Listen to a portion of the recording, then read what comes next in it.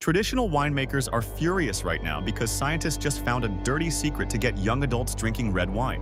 Researchers discovered that adding artificial sweetener to red wine makes it instantly more appealing for Gen Z drinkers.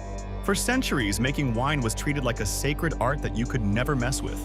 You grow the grapes, age the liquid in oak barrels, and serve it dry and bitter. If you asked a French sommelier to put sugar in a vintage Merlot, they would kick you out of the room. So why are major wine labs suddenly testing diet sweeteners in expensive Cabernet? I dug into the market data to find out what is really going on behind the scenes.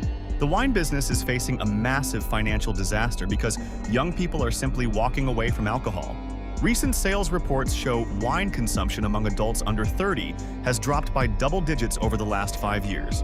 Instead of buying dry reds, Gen Z spends their money on sweet hard seltzers, fruity cocktails, and canned sodas.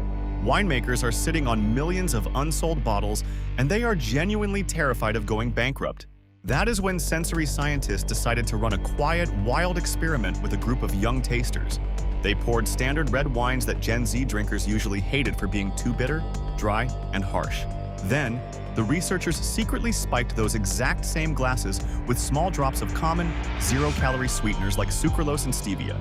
The results shocked the traditional wine world to its core. Young testers instantly changed their minds, rating the sweetened red wine as smooth, delicious, and easy to finish. The sweetener masks the natural astringent tannins that usually dry out your tongue and make your mouth feel fuzzy. It completely tricked their brains into thinking they were drinking a premium, refreshing fruit punch instead of heavy alcohol. Now, the entire beverage industry is locked in a secret, heated debate over what to do next. Purists argue that dumping fake sugar into wine destroys centuries of culture and insults real winemaking heritage. They believe cheapening the recipe just to chase modern trends turns fine art into fast food junk. Yet commercial brands are already designing hidden blends with higher sugar content to secretly recapture young buyers before it is too late.